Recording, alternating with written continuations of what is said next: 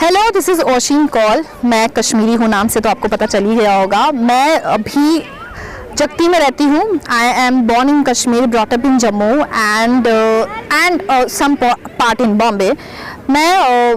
हम लोग 93 में, जैसे आपको पता है कश्मीरी माइग्रेशन के बारे में, हम लोग 92-93 में we were the late ones to come to Jammu और to migrate from the valley. So after migration मतलब हम लोग कुछ टाइम के लिए टेंट्स में रहे हैं, हम लोग किसी कैंप्स में रहे हैं। तो मेरा बचपन शुरू हुआ है एक बहुत ही छोटे से कैंप से। वो था पुरखू कैंप करके, जम्मू में एक बहुत छोटी सी जगह है टुवर्ड्स द अखनूर रोड। वहाँ से निकल के हम लोग शिफ्ट हुए हैं, हमको फ्लैट मिला। We were like promoted from quarters to flats. Then we shifted to Jagti, which is like a 1 BHK kind of set. And so यहाँ पे रहने के बाद हम लोगों ने पढ़ाई की है यहाँ पे 12th तक पढ़ाई करने के बाद we moved to Bombay for studies, for further studies and for job and for many different perspective. Though one of the biggest questions we get is like हम लोग पहले तो बॉम्बे से, जम्मू से बाहर क्यों गए? हम लोग को जम्मू में पढ़ाई होती है, जम्मू में सब होता है। To giving you idea of my background, मैं I am from a media background. Since I wanted to get in to media from the very childhood, like I was in 9th और 10th, जब मुझे ऐसा लग रहा था कि मुझे मीडिया में ही जाना है और मेरा ये माइंड फ्रेम बिल्कुल परफेक्ट था कि मुझे जाना ही है मीडिया में। One of the reasons for me to move to Bombay was to get the studies in media. So I have done my mass comm and specialization in journalism. So speaking about my career, I work as a journalist for a music channel that is 9XM, and it has its digital page that is called Spot Boy. So after covering the general news, I decided to get into entertainment. तो अभी फ़िलहाल के लिए I work as a senior entertainment reporter at 9X Media's Spot Boy digital page. Speaking about the different career perspective, the different career choice I have made is because one thing I had in my mind कि I wanted to get into media. Every time मुझे कोई पूछता है कि like सब कश्मीरी तो एक तरफ है, कश्मीरी इंजीनियर्स है, डॉक्टर्स है, how are you in to media? One thing is for sure, I had my mind frame set कि मुझे मीडिया में जाना है। And second thing, don't let people come and tell you what you need to do, you tell people what you want to do. तो even you will be surprise to know, मुझे next day मेरी mass comm का admission हो चुका था। I was excited and happy to go. Next day मुझे निकलना है बॉम्बे के लिए, and a day before even my own mother is telling me कि आपको, like everybody is doing engineering, why can't you do engineering? I'm like, I don't want to do engineering. So the thing is कि if you have set your mind, just go with it. Yes, media is something different. Yes, media is something interesting, but it is not as glamorous as it is shown to the world. My job seems very glamorous, my job seems very easy and entertaining, but let me tell you, it is not. Speaking about my profession, it is, of course, as you know, it is rightly said, media is 24/7 job, and it is 24/7 job. Despite being into entertainment, I work 24/7, be it somebody's wedding, somebody's death, funeral and everything. So I don't think there is कुछ difference नहीं है। अगर तुम genre से एक beat से लेके दूसरे बीट में जाओगे तो बीट्स में कुछ डिफरेंस नहीं है। Follow your mind, follow your heart. Entertainment में जाना, मीडिया में जाने के लिए आई वुड सजेस्ट कि people should more get into not into entertainment but into journalism. We need people more enthusiastic, excited, who like there is nothing left in engineering, there is nothing left in doctorate and anything. Move something different, like even I'm not talking about only media, but move to something different than engineering and doctorate, because there are plenty of options available, there are plenty of career choices you can make. So getting into media was not an easy task, or getting into a field of your choice is never an easy task for anybody. Struggles बहुत, मैं तो बोलती हूँ अभी हर कश्मीरी की life में struggle है, पढ़ाई से लेके, मूव होने से लेके, आपको उस नज़रिए से देखने तक काफ़ी स्ट्रगल है। बॉम्बे जाके भी, अरे आप तो, there is a difference between refugees and migrants and there are people who do not know the difference. Kashmir से निकल के यहाँ पे आके हमारे घर वाले किस हिसाब से रहे हैं, टेंटों में हो गया, कीड़े मकोड़ों के बीच हो गया, या उन लोगों के, अनजान लोगों के बीच में आके एक नया घर बनाना, एकदम ज़ीरो से स्टार्ट करना, उन्होंने वो किया है जो हम आज भी सिर्फ सुन सकते हैं। हम लोग महसूस करने पे आए तो हम लोग शायद कभी कर नहीं सकते। तो कश्मीरीज़ के लिए one of the thing is struggle, जो उनको हर जगह फेस करना पड़ता है।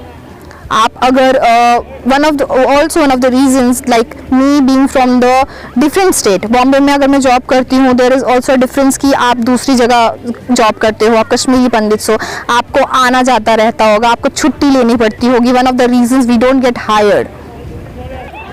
कश्मीर से जब भी हम लोग 92-93 में आए हैं, हमारे घर वाले, हम लोग जम्मू के एक बहुत ही छोटे से एरिया में, पहले तो हम लोग बहू फोर्ट में रहे थे, वहाँ पे हम रेंट पे रहते थे।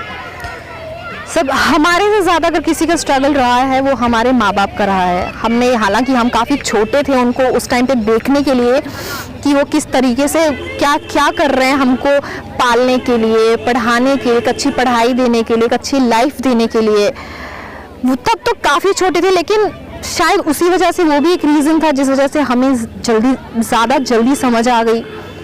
उनको देखते हुए हम लोग, एक घर था काफ़ी, एक छोटा सा, जिसके मतलब साइड पे हमने शायद पर्दा लगा के किचन बनाया हुआ था, बाहर सिर्फ एक अलग सा बाथरूम था जहाँ पे हम लोग करीब करीब 6 से 7 लोग रहते थे।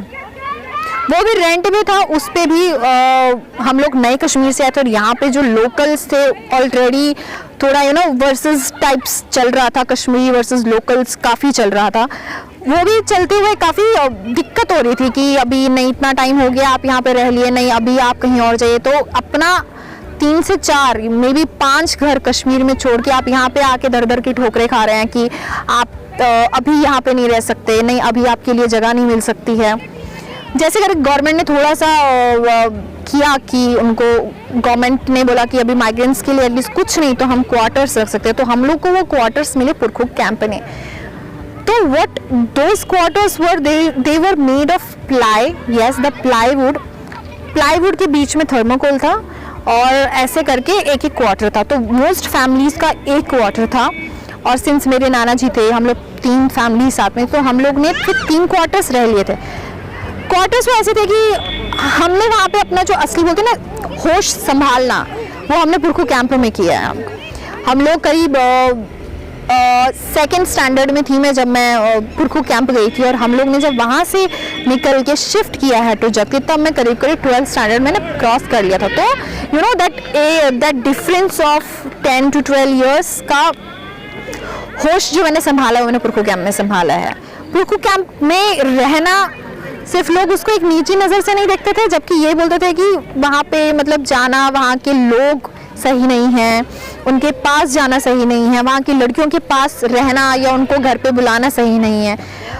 Forget about others who know you, even your own relatives. उन्होंने उस टाइम पे शायद बहुत लोगों ने रिश्ते तोड़ दिए थे, मतलब हमारे खुद के रिलेटिव्स थे। कुछ लोग इस वजह से जगती नहीं आते थे क्योंकि हमारे घर पे टॉयलेट्स नहीं थे, बहुत लोगों ने घर पे बनाए थे, और हमारी शायद इतनी हैसियत नहीं थी कि हम लोग घर पे टॉयलेट बना सकें। मेरे पापा एक सिंगल अर्निंग पर्सन थे घर पे, जिनकी अर्निंग पे पहले मम्मी ने हमको पढ़ाया है, वो घर चलाया है, उसके बाद हमको बाहर बॉम्बे भेजा है। तो टुवर्ड्स द एंड जब हम जॉब पे लगे हैं तब जाके कहीं मेरे पापा रिटायर हुए, and it has happened like just 3 to 4 years back. तो पुरखुक कैंप का जो समय था, जब हमारा जो मेजर टाइम हमने जो निकाला है, जहाँ पे इंसान सीखता है, बढ़ता है, आगे चलता है, वो जो समय होता है उस टाइम पे जो इंसान का सबसे इम्पॉर्टेंट टाइम होता है, वो टाइम हमारा पुरखुक कैंप में बीता। वो कैसे? एक क्वार्टर के साथ में लग के 3 क्वार्टर्स होते थे। अगर आप बोलते ना विस्परिंग करके अगर आप किसी को कुछ बोलते थे, वो तक आपको दूसरे घर में सुनाई देता था। यहाँ पे अगर कोई बैठ के फैमिली बात करती थी, वो तक दूसरे घर में सुनाई देता। इसलिए नहीं कि कोई सुनना चाहता था, बट इसलिए कि वो क्वार्टर्स का क्वालिटी वैसा था, वो क्वार्टर्स बने वैसे थे। क्वार्टर्स में टॉयलेट्स नहीं थे, बाथरूम्स नहीं थे। टॉयलेट्स एंड बाथरूम्स एक जनरल फेजेस वाइज एक बड़ा सा वो रहेगा, उसमें 10 to 12 टॉयलेट्स रहते थे। और उसमें फिर बहुत हम बड़े हो रहे थे towards like 8th 9th 10th, हमको फिर शर्म आती थी कि तुमको उठ के जाओ, वहाँ पे रहो, वहाँ पे करो। और घर पे इतने पैसे नहीं थे कि हम लोग घर पे टॉयलेट बना सकें। So being girls it got difficult and I would say only about girls, I think लड़कों के लिए भी काफ़ी डिफिकल्ट हुआ था कि छोटे थे तो चल जाता था, लेकिन जब बड़े हो गए तब नहीं चलता था। बड़े हो गए तो रिश्तेदारों को भी लगने लगे कि नहीं अभी इनको यहाँ से मूव करना चाहिए, और रिश्तेदारों का प्रेशर घर पे बनता रहा कि नहीं आपको कहीं रेंटेड घर ले लेना चाहिए, रेंटेड फ्लैट में रहना चाहिए। बट वो financially was not possible for us to do that. But my mom, contained and keep that calm, and she went ahead, making us study harder and telling us all the struggles she has faced. तो धीरे धीरे वो बात आगे बढ़ती गई, हम लोग बड़े होते गए फिर। बट हम लोग नहीं इतना अफोर्ड कर पाए कि हम लोग टॉयलेट घर पे बना चुके। बट हमने फिर बोला कि अब हम लोग रहने देते हैं, अब जैसे है वैसे है। करीब करीब 9th 10th तक पुरखों में फिर भी हम लोग वो बाहर जो गवर्नमेंट के टॉयलेट्स बने थे, एक में करीब 10-12 रहते थे, वहाँ जाते रहते थे। कट शॉर्ट वहाँ से जो भी हुआ, फिर थोड़ी हमने बेटर लाइफ की। That was Purkhoo was no less than a slum. यहाँ पे आके भी लोग कहते हैं कि वी मिस पुरखू, हम लोग ये करते हैं। That is just you miss those people, you don't miss that Purkhoo, because वो that was no less than a slum, that you were literally and literally living on a road. अगर आपने अपने घर के बाहर दीवारें नहीं की थी तो आप लिटरली रोड पे रह रहे थे। तो that got difficult for people who had girls growing up girls. उसके ऊपर my father is a mental patient. उनका थोड़ा मेंटल स्टेबिलिटी कभी थोड़े टाइम के बाद ठीक नहीं रहता था, जिस वजह से मेरी माँ she has been the man in the woman of the house. मतलब जिसकी वजह से उसको बहुत कुछ फेस करना पड़ गया। मतलब चाहे वो क्रिटिसिज्म हो, चाहे वो मिसोजिनी हो, मतलब उनको बहुत कुछ फेस करना पड़ गया। अपार्ट फ्रॉम बीइंग कि घर का काम भी वही करते थे, बाहर का काम भी वही करते थे, और उसके ऊपर अलग 10 लोगों को हैंडल भी उनको ही करना पड़ता था। अब हमको भी पाल रहे थे, हम भी बड़े और थे, हम सब देख रहे थे। बट उनको देखते हुए हमने बहुत ज़्यादा जल्दी हमें समझ आ गई। हम जब जगती मूव हुए, जगती में हमको एक फ्लैट मिला। मतलब इट इज़ लाइक कि हम लोग कहीं भी बेटर जगह प्रमोट हो गए, हम लोग कहीं बेटर जगह, हम लोग अब अपनी ज़िंदगी जी रहे हैं। हम लोग को जगती आए हुए आई थिंक करीब 10 साल हुए होंगे, 9 से 10 साल हुए हैं। 2011 में हम लोग आए थे, हाँ 2011 में आए थे। तब से लेके आज अब हमको लगता है कि हाँ अब हम जिंदगी जी रहे हैं। और जब तक हमको लगा कि हम लोग जिंदगी जी रहे तब तक हमारे माँ बाप बूढ़े हो गए। तो उनको ध्यान रखने के चक्कर में, उनको सब करने के चक्कर में हम लोगों ने अभी ध्यान रखना है। पापा डेली ऑफिस नहीं जा पाते थे, कभी उनको माइग्रेंट पे लेके उनको घर पे बैठना पड़ा, तो फिर फाइनेंशियली नहीं हो पा रहा था। तो we thought of moving out, studying there and then working there. उस पर भी डिफ़िकल्टी घर वालों की कभी नहीं होती है, डिफ़िकल्टी हमेशा सबसे ज़्यादा रिश्तेदारों की होती है।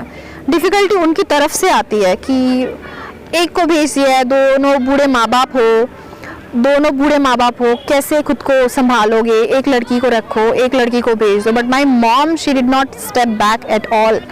शी इज़ लाइक नहीं, if she wants to go, she wants to do something, I will allow her. तो she allowed me to go and stand on my own feet. आज जब लगता है कि हाँ अभी लाइफ जीते हैं, अभी तो चलो फाइनेंशियली भी ठीक है, अच्छी जगह रहे हैं, अभी तो माँ बाप इतने बूढ़े हो गए कि वो घर से निकल नहीं पाते हैं और उनकी उम्र पूरी गई है स्ट्रगल में, कभी बच्चों के पीछे, घर के पीछे, और सबसे ज़्यादा माइग्रेशन के पीछे। जो माइग्रेशन ने उनकी जान खाई है, चाहे हमारे माँ बाप की नहीं, सब कश्मीरीज़ की, जो माइग्रेशन ने उनकी जान खाई है वो कभी बदल नहीं सकता है। और उनका स्ट्रगल वो सिर्फ हमने देखा है। हम छोटे थे तो हम तब कुछ कर नहीं पाए, और अब जब हम करना चाहते हैं, they had already given up on their dreams, they have already given up on the aspiration to live. Like what you are supposed to do then? Just take them to the doctor and get them treated. All in all, help your parents, be with them, be a part of their struggles. हम लोग हमेशा कुछ ना कुछ, हमारी हर जिंदगी की हर किसी की लाइफ में ना हर कोई प्रॉब्लम चल रहा होता है, बट हमको लगता है हमारा प्रॉब्लम सबसे बड़ा, और सब दूसरे वाले को लगता है कि उसका प्रॉब्लम सबसे बड़ा है। सबके प्रॉब्लम्स उसके लिए सबसे बड़े होते हैं, बट अभी हम दिस इज़ द टाइम, खास तौर पे for the Kashmiri community. one more thing I want to add is like we were looking for rishtas for my sister, and one of the reasons we were not getting rishtas was because we are living in a place called Jagti, and this is not a good place for people to stay. And why, I don't know. Despite being the girl is well educated, she works in a well firm and on a well reputed designation, but that did not help. What helped for them was कि वो जगती में रहते हैं। Logic अब जो भी Kashmiris को अगर मुझे समझ नहीं आता है, Kashmiris I think more should come closer, throw away the enmity and just be with there with each other, and do not think अगर आपके पास आज हैसियत है कि आप मकान बना के 3 बंगलो 4 बंगलों में रह सकते हैं, देयर आर पीपल जिनकी आज हैसियत नहीं है जो आज भी जगती क्वार्टर्स में रहते हैं for a reason. There is always a reason. All in all, stay blessed, help your parents and stay safe, keep wearing mask. Thank you.